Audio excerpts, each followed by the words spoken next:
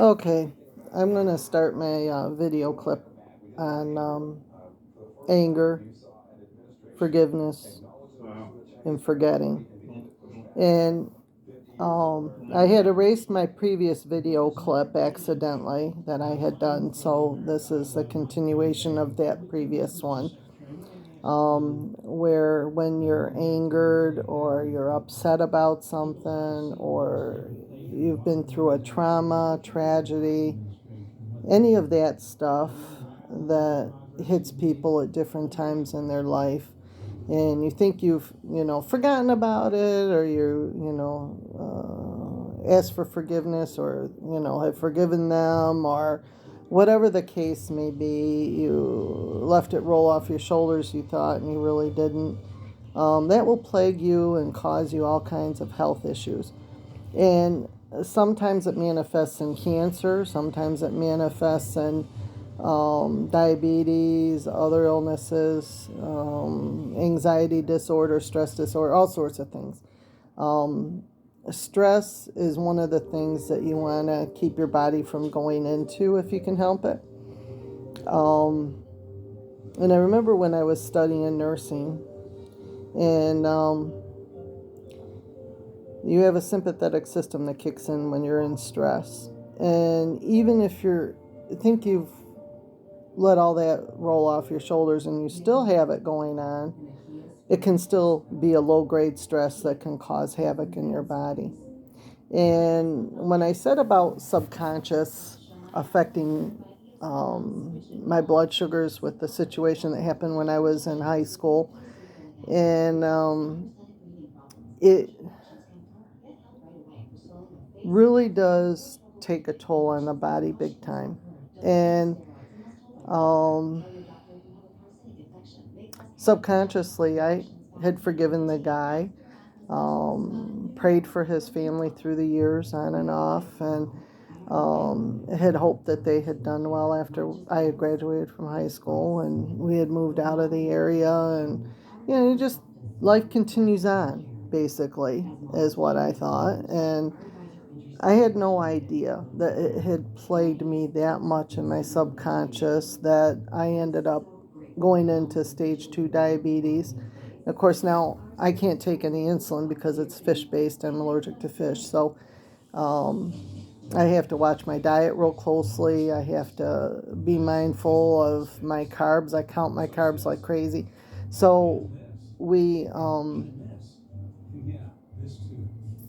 just have to really be mindful when you have problems like that. And I'm going to talk about my car accidents. My first one, I was in college in pharmacology class, and I was on my way home, and my parents were in Florida, and my dad and mom came to me and said I could drive my mom's car so I wouldn't get stranded while they were in Florida, because my car was starting to have engine problems, and they didn't know what was going on, and I would go out and all of a sudden it would stall out, and I could be in the middle of an intersection. And it was scary driving that car, to be honest with you. And so I took my mom's car, and I really wasn't as familiar driving it as I was my own car that they had given me when I was in college. And so, and it was a nice car. I mean, I loved that Cutlass Supreme. It was blue with a Landau top. And so I was driving her car, and car pulled into a driveway right smack in front of me without putting a blinker on. I did not hit that car, but I had stopped so I would not hit it, and I got plowed into the back. A car was following too close, and he had an older truck, and he just reamed me with a big tire on the front. And I had internal bleeding with that accident. And then I went to my doctor. I passed out at home, and when I came to, I went to my family doctor, and he said, well, I think you'll be okay. I did enough x-rays. I see where the problem is, but it looks like it's almost stopped, so I'm not going to worry about it too much. He said, just take it easy for a few days. Don't do any lifting or any of things like that, and you'll be fine. So I said, okay. So then insurance handled everything, and I called and told my parents what happened, and I picked them up at the airport when they got home on their scheduled flight home. And then when I was in college, out going to school with the Mayo Clinic, I was in Rochester Community College, which was affiliated with the Mayo Clinic, did their training at St. Mary's and Methodist Hospital at the time. There was a Methodist hospital there when I went. And my dorm was actually connected to it. And my dorm mate and I went out to shop for Christmas presents. And we went up to the mall, which wasn't too far from the dorm. And on the way back, there was a long line of traffic, stopped at a light. And I was the last car in the line of traffic. And some guy that was high plowed into me, and he flipped over and landed on my car. And his name was close to my name. He's on TV a lot. And I just said, to the police officer, I said, I want him to clean up his life. I tried to set the example that my dad had set several years earlier when the neighbor had done what he did. And I said, let's try to get his, indiscretions taken care of, drugs, whatever it may be. And I'll pray for him that Christ gets into his life. Many years later, that did happen to him. He gave up his ways of being a drug addict and created a business and is well renowned, and he's a Christian, and boy, am I glad to see that. And it just goes to show that people that are going on the wrong path can change and be good for their changes. And then I moved out to Arizona, and my parents had come to me, and my mom had breast cancer and he had to have a mastectomy and was going to go through chemo. And she had come out, my dad, and they had asked me to move back home to help care for mom because my dad was still actively working at General Motors at the time. And so I said, okay, I'll do that. And within 11 days, my house was sold.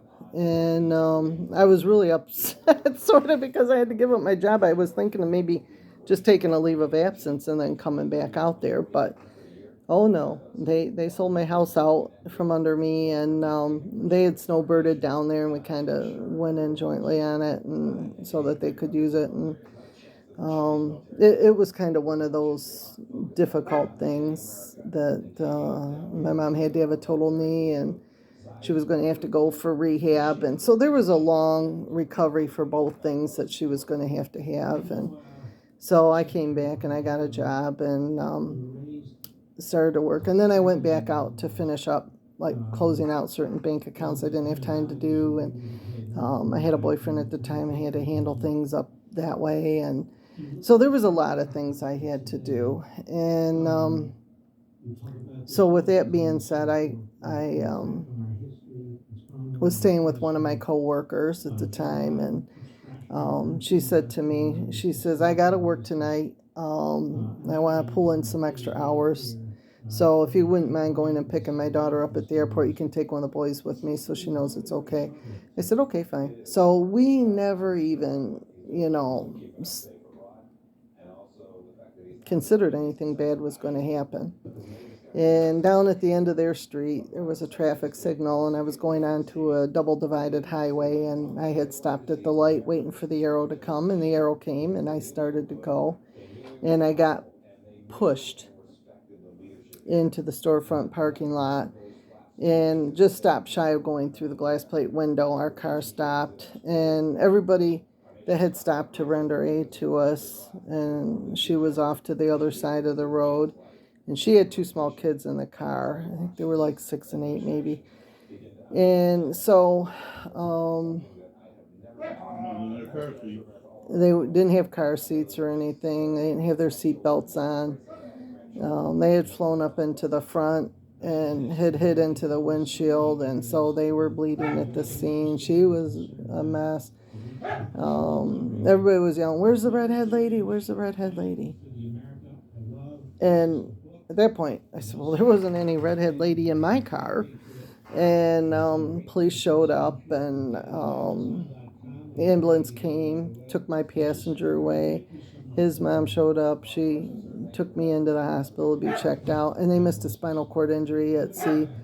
Um, 4, 5, and 5, 6. And I had spinal surgery eventually after I got home, and I had a reverse lordosis because after surgery I had dislodged my bone plug.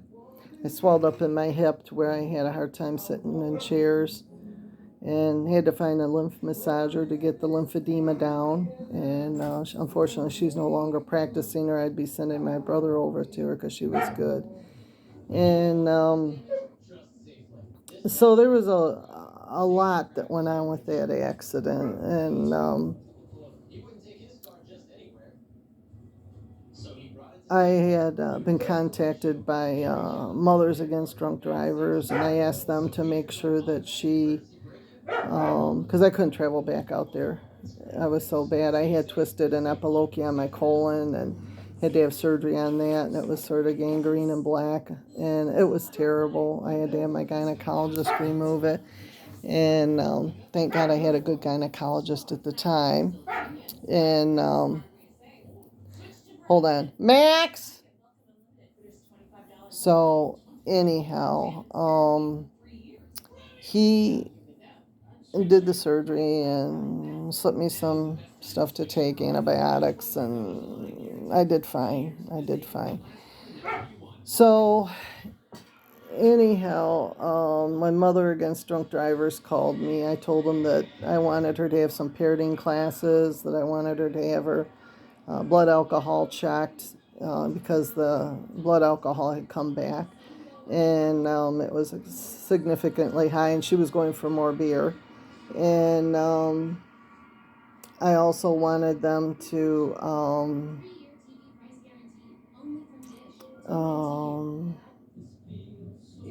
follow her for a period of time and make sure she got rehabbed appropriately.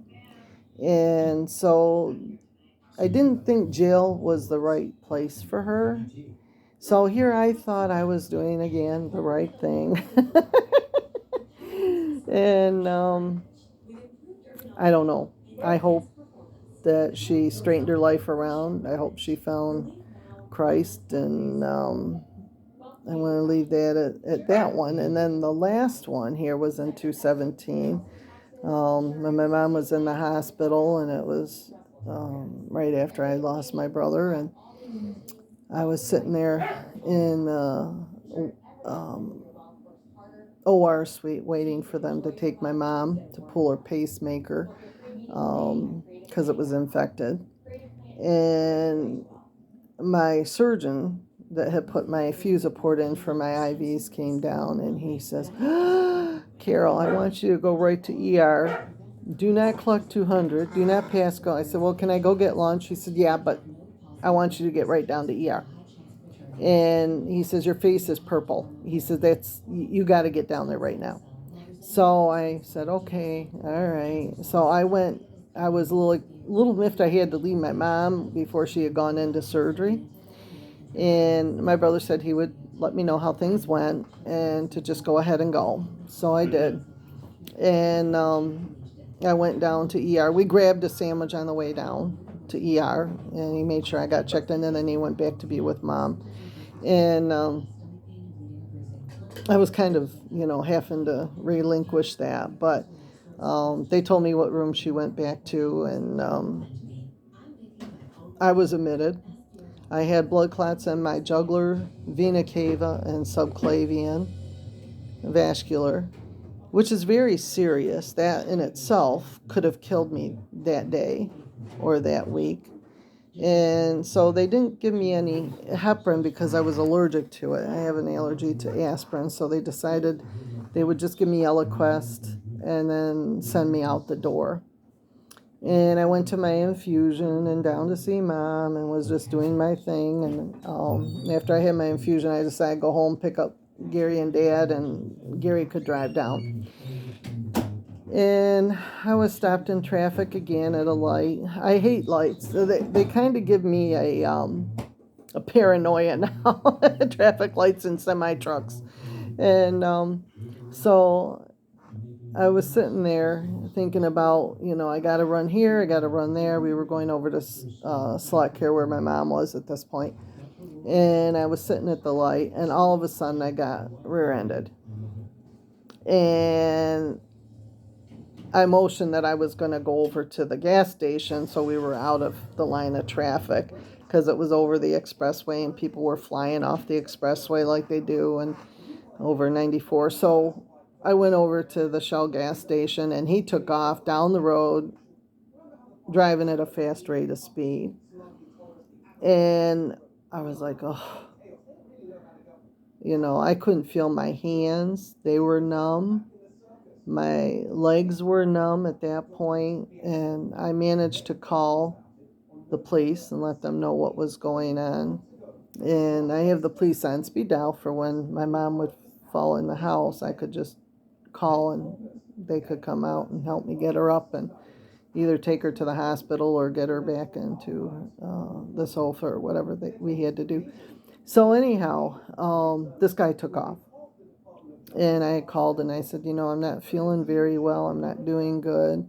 I've had spinal surgery. I'm going to go home, be with my family, maybe have them take me into the hospital.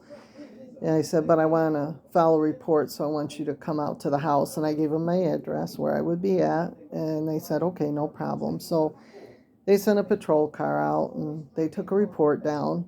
And so my C3-4 was crushed. And because I had just had blood clots in my jugular vena cava and subclavian, I'm lucky to be alive. But my port ruptured during the car accident because my seatbelt went over where my port was. And so I had to go through several surgeries, and my vascular system is very weak.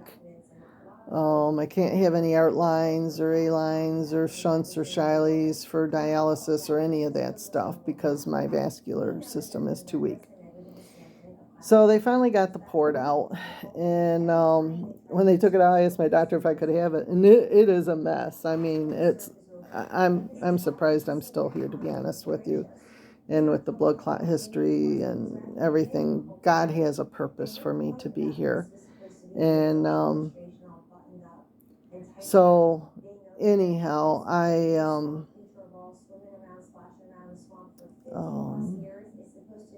eventually the guy turned himself in at the police station and he kept lying why he hit me. And the police department knew I had a new car and it was loaded and it had a camera on the back end and it would pick up him plowing into my car.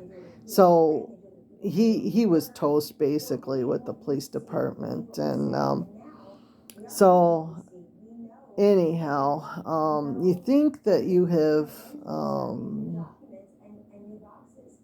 forgiven or any of that, but I had a long road ahead of me. I had a year I had to go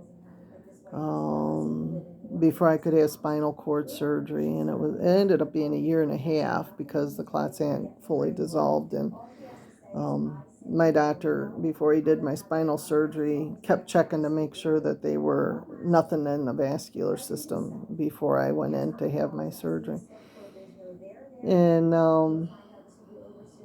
so I had the surgery. It came through okay, but I still don't have feeling in my hands and my legs, and I use a walker, and it's very hard to cook, to do a lot of things because of the feeling in my hands is just not quite there.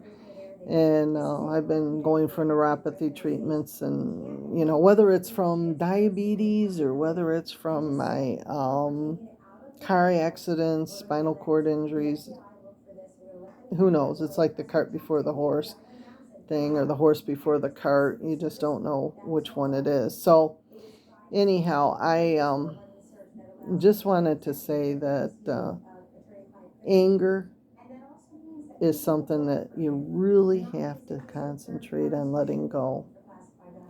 And a lot of my stuff with my walk with Christ, I'm still walking. And every time my spinal surgeons have gone in to do surgery, they've all said, we don't know if you're going to be walking when you come out. That is how bad my cord was indented. It still is indented and flattened. And sometimes the cord will come back if it's decompressed quickly, and sometimes it doesn't. And mine has never come back, even though they decompressed it. And people say, well, why did you go through surgery to. Well, I had to, because the cord will eventually just break, and then I wouldn't be able to move from my neck down. And that's the facts. And, I have to lead a pampered life where I can't lift anything more than a gallon of milk. And I have a hard time when my dog jumps on me. They've all learned that only when I invite them and I have a spot between my lap and my chair arm, they can come up and put their feet there, or they have to stretch up and, if they want to give me a slurp on the side of the face. So it's, I have a very, very, very difficult time even picking up my walker to put it in the car. So there's a lot of things that I can't do that I need to have done, and it's just the way life is. And now, you just have to let go. So with all those people that have hit me, I'm sure that I need to pray for them and remind myself in my nightly prayers and in my morning prayers that I need to just forgive them for causing this trauma in my body, and just let it go and try to be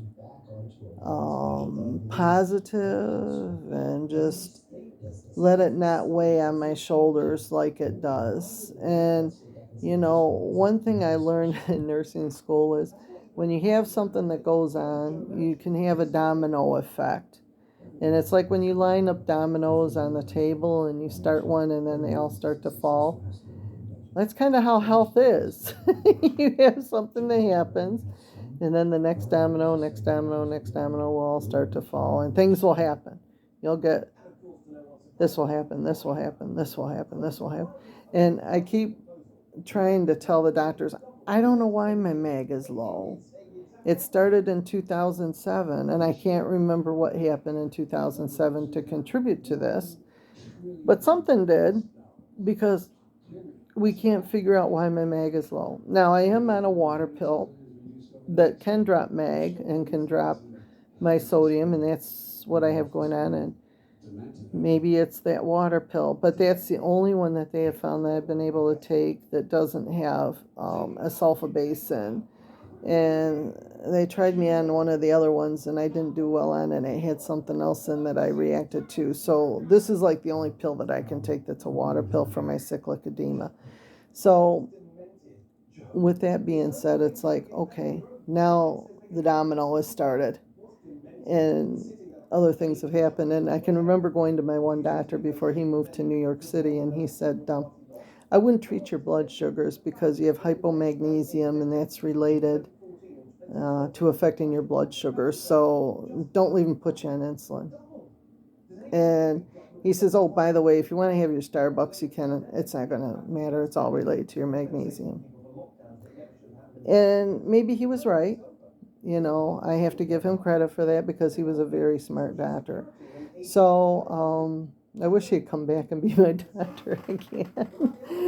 But he's in Long Island, New York, and I don't know if he's still there or if he moved a different place now, but that's the last I had heard. And but that's what he said. And so I always tell these doctors that want to come at me with the insulin needle, I'm allergic.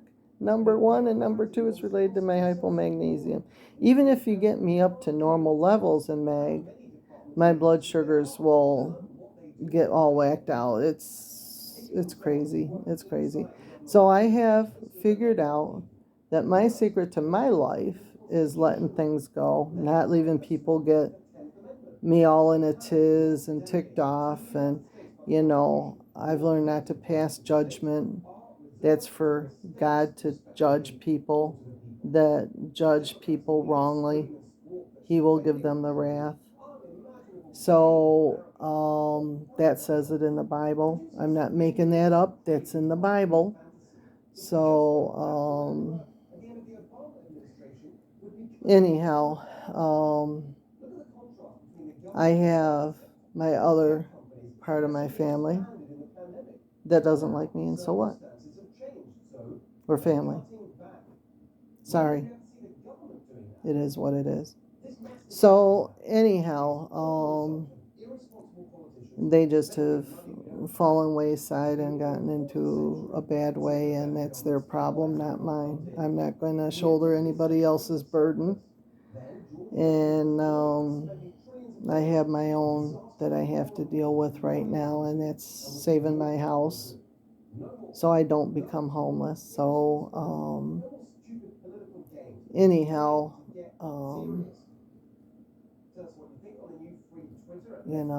it is what it is. So I've had to let go. And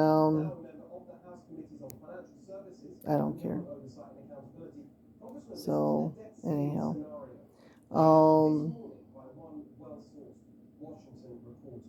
just know that if anything is weighing you down, write it down, pray about it, and over time, I'm sure that God will come and help you with it. And He knows when to heal you. And like with my tooth, He healed my tooth when He touched me. And then He didn't heal the rest of me because it wasn't yet my time. And He's got me right where He wants me at the infusion center, because I do a lot of talking about Christ in there, do a lot of witnessing. And I felt it good to go on to my videotapes to witness to people, because I could reach more people that way than just a room full of patients. I think they have 6 or 7 chairs in there. So this is a way that I can reach more patients and more people and just really share my stories. And they are all true. There isn't anything that's fabricated. There isn't anything I lied about. It is what it is. And so there. I just wanted to let you know that. So I'm looking forward to continuing my walk with Christ. And you just have to turn the other cheek, like when I was injured. And it did take me a long time. It took my career from me as an RN to be actively at bedside nursing, which I loved. And so I'm going to talk about leading people to Christ in some of my video clips, and that will be the next section. So I hope you all have a good evening, and I have to get a few things done around here. So anyhow, we'll talk later. Have a good evening. Bye-bye.